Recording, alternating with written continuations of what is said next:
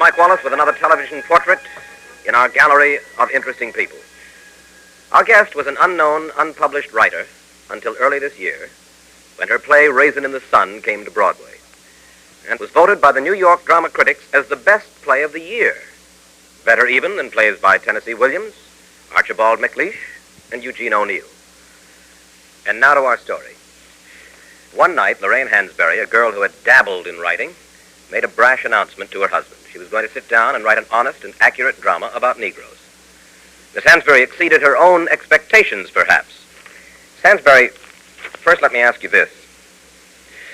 As a heretofore unknown writer, a 28 or is it 29-year-old girl, what was your reaction to that kind of acclaim? Well, I received it happily. I felt that our piece was substantial and honest, and the craft of it rather satisfies me. I think I would have liked it if I just walked in. John Chapman, the drama critic for the New York Daily News, wrote that he has great respect for your play, but he feels perhaps that part of the acclaim may be a sentimental reaction, an admirable gesture, I think is the way that he put it, to the fact that you are a Negro, and one of the few Negroes ever to have written a good Broadway play. I've heard this alluded to in other ways. I didn't see Mr. Chapman's piece. I would imagine that if I were given the award because they wanted to give it to a Negro, it would be the first time in the history of this country that anyone had ever been given anything for being a Negro. I don't think it's a very complimentary assessment of an honest piece of work, or of his colleagues' intent. Well, let me quote him. He said, one sets aside the one unusual fact that it is a Negro work, A Raisin in the Sun becomes no more than a solid and enjoyable commercial play. Well, I've heard this said, too. I don't know quite what people mean. If they're trying honestly to analyze the play dramaturgically, there's no such assessment. You can't say that if you take away the American character of something, then it just becomes, something else. The Negro character of these people is intrinsic to the play. It's important to it. If it's a good play, it's good with that. Is it fair to say that even in proportion, very few Negroes have distinguished themselves as playwrights, novelists, and poets? There have been a few, including yourself, but not many. How come? Oh, to whether they've distinguished themselves is kind of difficult to discuss, because we always have to keep in mind the circumstances and the framework that Negroes do anything in America, which, of course, is a hostile circumstance. We've been writing poetry since, the 17th century in this country, and publishing. Been writing plays that simply never see the light of day because the circumstances, I say, is hostile. But that the same is not true in the case of Negro athletes, Negro entertainers. Yes, well, I think in proportion there are more of them who become hugely successful. Yes, of course, because one of the features of American racism is that it has a particular place where it allows Negroes to express themselves. We're not very warm to the idea of Negro intellectual exploration of any kind in this country. We presume, or at least the racists do, not me, that it's all right to display physical or musical or other features like that, but don't go writing and don't go trying to suggest that anything cerebral is within our sphere, you see. But is it possible that there's an additional reason, and that is that Negro dramatists, well, let me quote what you have said yourself. You say Negro dramatists burn to fight the cause. They show the Negro is all good and the white man is all bad. And that isn't truth. Compared with Negro poets who have transcended the color question and present it in sophisticated terms, most of our playwrights are retarded. You said that according to the New York Times about a month ago. I'm extremely glad that you asked me about that, because there was an exchange on this question between myself and the New York Times. I was interviewed by a very capable young woman who, however, certainly misunderstood this. What I feel happens to be exactly the opposite. There's a whole illusion, and I've seen it again and again and again in reference to our play, where people say this is the first time that the Negro dramatist has broken through and presented the Negro character in full scale and many-sided and so forth, where we haven't been hit over the head with a message, etc., etc. Well, I'm very glad for the compliments, and I react very warmly to it. At the same time, I really don't know what they're talking about, and I don't know what that statement out of my mouth could possibly have meant, because, if anything, we haven't had the benefit of enough Negro writers on Broadway to know what they would say about anything. There are any number of professional playwrights who simply don't get their scripts read by Broadway producers. So I'd be the last person to say that it's because they write poorly. An awful lot of poor scripts get to Broadway, and I don't think that's the reason why theirs don't. What is the reason why theirs don't? Racial discrimination in the industry, of course. Broadway simply reflects American life, and American life does not accept Negroes in full equality yet. You mean to say that if a first-class Negro playwright were to write a commercial play about white people, let us say, he would, up until this point at least, have had enormous difficulty even getting it read.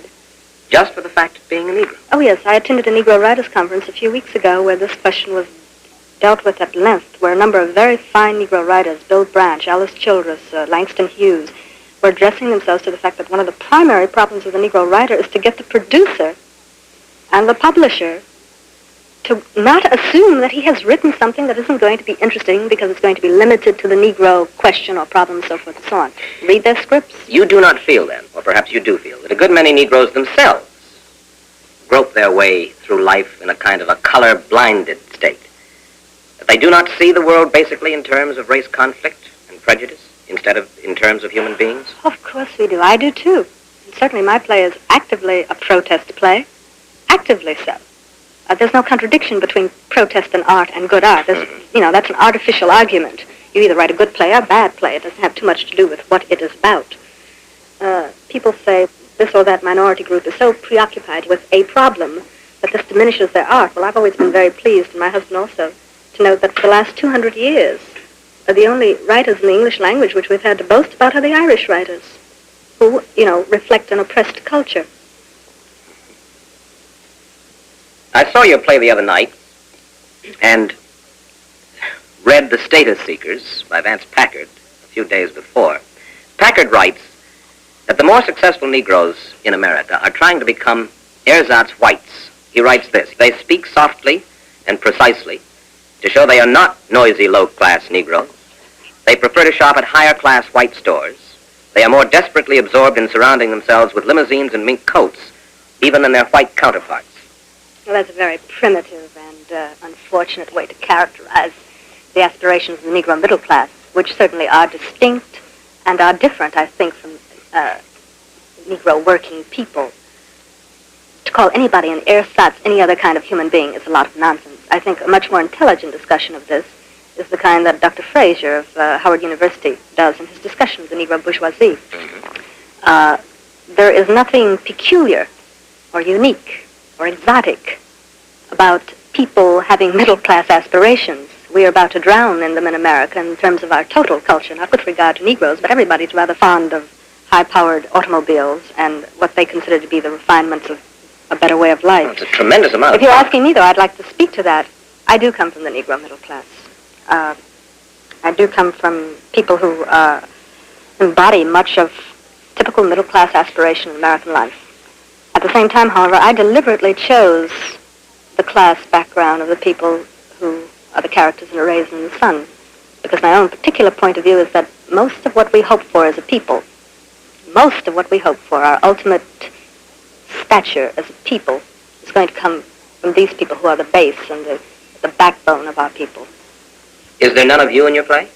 The college student. I thought Beneatha, because in an interview you said whimsically, she's a mess. She's me 8 years ago. Well, this is true. Would you elaborate? Well, I had a great deal of fun with this character because, first of all, I knew that if the play ever got to Broadway, that she would be a kind of character that people had never seen before, a Negro girl with intellectual pretensions of any sort. It's just unknown to the theater. And I also had just a great deal of fun making fun of her a little bit because it's sort of a pleasure to sit back 8 years later and look at yourself as you think you were. There's a tremendous amount of talk about assimilationism. In her particularly, she's mutilating her hair, I gather, to make it straighter. Mutilation is not proper. She straightens her hair, yes. But what do you Well, this has nothing to do with... You were talking what about... she reflects, if you're interested in the character, really, symbolically, is a very legitimate and active sentiment among American Negro intellectuals and among much larger sections of Negro life that repudiates much of what has come to us through a cultural experience, a historical experience, that we think is not necessarily as valid as we have been told that it is. And since the 30s, there's been quite a movement that feels that what we want now is a recognition of the beauty of things African, of the beauty of things black. And this girl represents part of this development, as I do, I think. If we can generalize, do you think that Negroes generally set high enough standards for themselves, intellectually, professionally, in education? High enough standards? Mm-hmm. Oh, I think they set extremely high standards. You mentioned sociologist E. Franklin Frazier, who obviously is a man you respect. He said that the middle-class Negro is less competent than his white counterpart, quote, because he doesn't have to compete with whites. The Negro professionally, he said, makes excuses for his deficiencies. He likes to complain to white people, we're a poor race trying to get up in the world. You shouldn't expect us to measure up to your standards. Yes, well, Dr. Fraser, of course, is speaking from within the veil, and he's speaking with an intimacy that you might not as readily understand. It's impossible to discuss the Negro as an abstraction unto itself in this country. So that what he's saying is basically true, that because of the isolation, the separation that our people are forced to endure, this particular group cannot come face to face with some of the more acute realities of what they're trying to overcome because they just don't get there. They don't become bankers. They don't get an opportunity to deal with those actual things. That has nothing to do with them not having their sights on it. Well, what about the note that is struck repeatedly in your play, particularly by the son? He says things like this: we're all tied up in a race of people that don't know how to do nothing but moan, pray, and have babies. He's an individual. He's one character in a play. Representative of no one. Oh, representative of a good many people. This is inner group bitterness. When one can't speak against anything else, one indicts one's own, you know. This is very common. People have done this always. And he means this to hurt. It's a line that's directed to his wife in the play. It's a way of turning the attack within for his own personal reasons. I think if you had a conversation with Walter Lee Younger, he'd have other things to tell you. But in that moment, he's trying to hurt her. Lorraine, the young girl, Benita, who was you 8 years ago, I gather, is a rebel in many ways, including religion. She even says this. She says, God is just one idea I don't accept. I just get tired of him getting credit for all the things the human race achieves through its own stubborn efforts. The girl adds, after that speech, there simply is no blasted God, there is only man. And it is he who makes miracles. Mm-hmm. Is there a lot of Lorraine Hansberry in that? Yes, yes. I feel that ultimately most of the mystical ideas that man has had about how and why he's going to change his own life and change the universe will disappear, and he will ultimately rely on more concrete things like science, like intelligence, like reason. And I hope so. In the play, the mother slaps the girl when she says that. Yes. Is there an experience within your own past similar to that? No, I was never slapped. Never slapped? Well, no, not in that kind of exchange. What that represents is a character statement of the mother. This is a very strong woman. This is a woman who keeps her authority in any way that she has to, emotionally, physically, however. I think she's a great woman. I think she can be wrong, terribly wrong. Your play is performed nightly now to standing room audiences, most of them white people, at least the night that I was there. Now, aside from the obvious motives that a good many of them have, simply they want to see a good play, can you think of any other motives that some people might have to want to see a play about a Negro family? This is the first time, as you will agree, that this kind of play has gotten this kind of a reception. Well, it's really difficult for me to try and guess what other reasons they would have. The tradition has been, and we were told rather often, that people weren't interested in seeing a straight drama about Negroes. So for some reason it has reversed itself, and they are now interested to see it partially because it is Negroes. I don't understand it, can't explain it, and I'm quite glad about it. When your Negro family finally, in the play, decides to move into the white neighborhood, I think the audience is pleased and proud. Do you think that they just want to see it on stage and it becomes a kind of a catharsis for them, but they don't want to see it for themselves? Probably both things are true. I suspect, and if I have any deep feelings at all as a writer, I have a suspicion of the universal humanity of all people. And I think it is possible to reach it. And I believe in the moment when they are sitting in the theater and they murmur in favor of the family and they applaud the particular action, I believe that almost every human being there genuinely wishes this to happen. Now, to what extent any member of an audience comes out of a theater at any time and retains the emotion of a moment within the theater, I certainly couldn't begin to guess. I think in a much larger way that it may have affirmative effects. Lorraine, unlike perhaps the vast majority of serious writing in America, your play ends on an affirmative note. And in explaining that, you once said, I think the human race is obviously worth saving, ridiculous as it can be. Would you care to go on about that a moment? Well, yes. I think that, for me, this is one of the most affirmative periods in history. I'm very pleased that those peoples in the world whom I feel closest to, the colonial peoples, the African peoples, the Asian peoples, are in an insurgent mood and are in the process of transforming the world, and I think for the better. I can't quite understand pessimism at this moment, unless, of course, one is wedded to things that are dying out, which should die out, like colonialism, like racism, and so forth. Walter Lee Younger and his family are necessarily tied to this international movement, whether they have consciousness of it or not. They belong to an affirmative movement in history. Anything that he does that is the least positive has just implications that embrace all of us.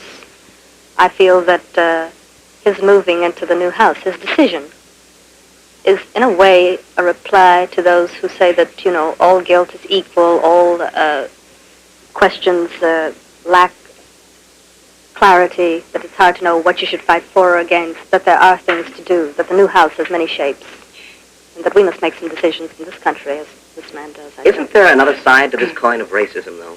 Isn't there a danger? Of what? Of... Racism is always a danger, any kind. Yes, but isn't there a danger of... I don't know whether you've seen some of the meetings that go on nightly up in Harlem. Oh, yes, I have. Black nationalist. Yes. Do you think that's a good idea?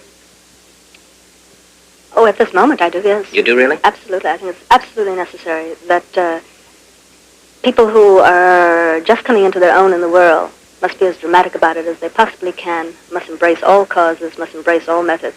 You know, when the Reverend Martin Luther King was stabbed, it was said that one of the reasons that there was so much feeling about him up there was because he had decided to autograph his book in a Jewish store on 125th Street rather than in a Negro store. Were you aware of that? No. I don't even know who said that. And there have... I don't know whether you've gone up to any of these meetings up there. I've lived in Harlem, and I go to Harlem often, and I've heard nationalist meetings. Well, there's talk of black supremacy. There's talk against any kind of integration. There's considerable anti-Semitic talk that takes place in these street corner meetings. Well, the anti-Semitism I have never heard as part of these meetings. Anti-white, which is quite different. If the Jewish merchant within the community is thought of as an enemy, An thought of exploiter. as he's thought of as a white person, and this is the personification. Anti-Semitism is not a part of this, and it's unfair to impose it on it. It isn't true, I don't think. Well, I can give you a chapter and verse on it, and there's a good deal of talk about the Zionist-communist axis up there. As a matter of fact, one of the tenets of black nationalism, as we have begun to find out about it, is its very anti-Zionism, trying to link Zionism to communism, and a considerable amount of anti-Semitic talk that goes on nightly. Well, that I would actively disassociate myself from. Actively. I find no excuse for anti-Semitism anywhere in the world. I would have been eager to say so publicly when our friends from the African countries couldn't find their way clear to invite Israel to the cocktail party and so on. But even black racism, you do understand? I'm not talking about black racism. Let's keep in mind what we're talking about. We're talking about oppressed peoples who are saying that they must assert themselves in the world. Now, personally, I hope that I believe most of all in humanism. I'm not interested in color. I've fought against color prejudice all my life. I'm not interested in having white babies murdered any more than I can countenance the murder of Kikuyu babies in Kenya. I hate all of that kind of thing. But let's not equalize the oppressed with the oppressor in saying that when people stand up and say that we don't want any more of this, that they are now talking about a new kind of racism. Well, My position is that we have a great deal to be angry about, furious about. You know, it's 1959 and they're still lynching Negroes in America. And I feel as our African friends do, that we need all ideologies which point toward the total liberation of the African peoples all over the world. Miss Hansberry, I surely thank you for coming and spending this very short half hour. I wish we could go on about this at some length, and perhaps I can invite you back to do that sometime.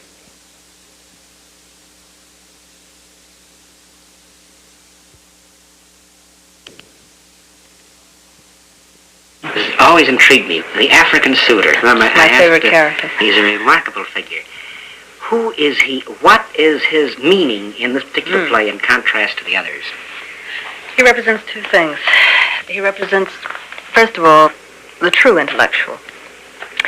This is a young man who is so absolutely confident in his understanding and his perception about the world that he has no need for any of the facade of pseudo-intellectuality, for any of the pretenses and the nonsense.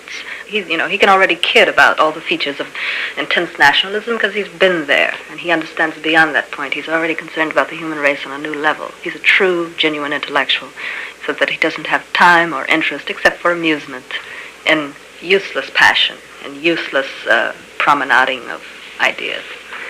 That's partially what he represents. The other thing that he represents is much more overt. I was aware that on the Broadway stage they have never seen an African who didn't have his shoes hanging around his neck, and a bone through his nose or his ears or something. And I thought that even just theatrically speaking, this would most certainly be refreshing, And what this fellow represents in the play is the emergence of an articulate and deeply conscious colonial intelligentsia in the world. I'm very much concerned and caught up in the movements of the African peoples toward colonial liberation out of colonialism. And he represents that to me. He also signifies a hangover of something that began in the 30s when Negro intellectuals first discovered the African past, particularly in poetry and the creative arts. The culture that was there. Yes, I still feel this way. I want to reclaim it. The great culture that is there, that has been, that was stolen, too. Oh, sure. And which may very well make very decisive contributions to the development of the world in the next few years. I suspect it's going to. I'm sure it will. There's a point... Assagai is an angry young man who can be very quiet in his anger. The African student. You say he is an angry young man. There's a point I want to raise. When Sidney Poitier and Leon Bibb, his friend, the singer, were interviewed, they spoke of the young student. They said he's an idealist. He would have a rough time. Now, they say Nkrumah and Kenyatta are very practical men. And he would have a rough time in the power battle as such. He might be sort of hamburger squeezed between two forces. They were saying that Assagai, the African student in the play, as opposed to men like Kenyatta and Nkrumah, is an idealist. Yeah, they were saying that he may be just taken. Except that this man has an ideological preparation for that. In fact, in one sense, he gives the statement of the play. I don't know how many people get it, but he does. She says to him, you're always talking about independence and freedom in Africa, but what about the time when that happens, and then you'll have crooks and petty thieves who come into power, and they'll do the same things, only now they'll be black, so what's the difference? And he says to her that this is virtually irrelevant in terms of history, that when that time comes, there will be Nigerians to step out of the shadows and kill the tyrants, just as now they must do away with the British. And that history always solves its own questions, but you get to first things first. In other words, this man has no illusions at all. He just believes in the order that things must take. He knows that first, before you can start talking about what's wrong with independence, get it, and I'm with him.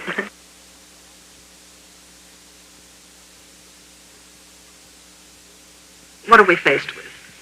We're faced with the fact that due to these 300 years of the experience of black people in the Western Hemisphere, not only in the United States, that a possible difference of ultimate cultural attitude now exists as a reality. So that there are the tones now of Negro nationalism articulated in a far more sophisticated and pointed way than perhaps years ago, where the question is openly being raised today among all Negro intellectuals and among all politically conscious Negroes, is it necessary to integrate oneself into a burning house? And we can't quite get away from it. There are real and true things existing in the consciousness of Negroes today which have to do with why, on 2 different occasions, the Negro delegate at the United Nations will disassociate herself from her government. When we refuse to vote for Algeria, an Algerian Algeria, when we refuse to vote for the end of colonialism, that the most compromised element from which these people are drawn, otherwise they wouldn't be allowed to represent us, when they are moved to disassociate themselves in an international hall, and when 10,000 Negroes will come out to greet Fidel Castro in Harlem and wave at him and cheer him every time he shows his head, this is an indication to our country. This dichotomy is going to become more articulate, and we are going to see it more and more in Negro literature. You said, I thought rather beautifully, a number of times, how this question, the Negro question, does tend to go to the heart of various and assorted American agonies, beginning with slavery itself. And I am so profoundly interested to realize that in these 100 years since the Civil War, that very few of our countrymen have really believed that their federal union and the defeat of the slavocracy and the negation of slavery as an institution is an admirable fact of American life. So that it is possible now to get enormous books on the Civil War and go through the back of them and not find the word slavery, let alone Negro. We've been trying very hard. This is what Jimmy and I mean when we speak of guilt.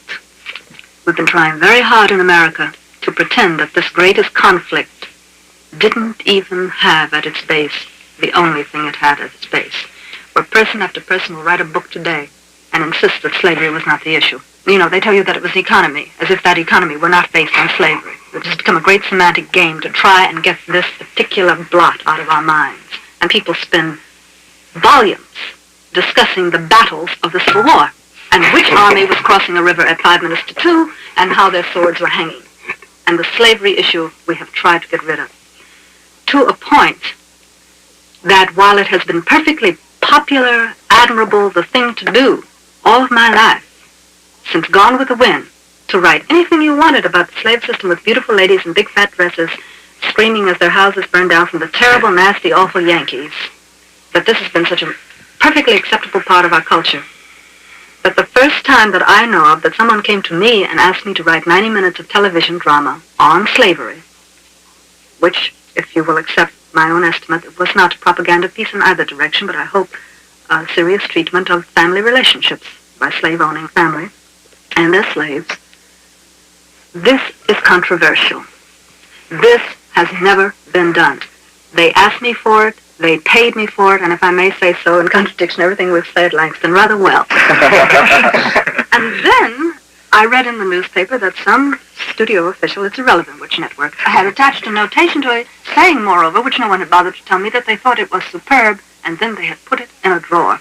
Now, when all those millions of Americans went out only a month or two ago and voted for a federal president, presumably, in a culture which does not respect the fact that if the North had not won, if the Union forces had not triumphed over slavery, that this country that we're talking about would be a lot of imagination, and Americans today are ashamed and frightened to take a position even on this.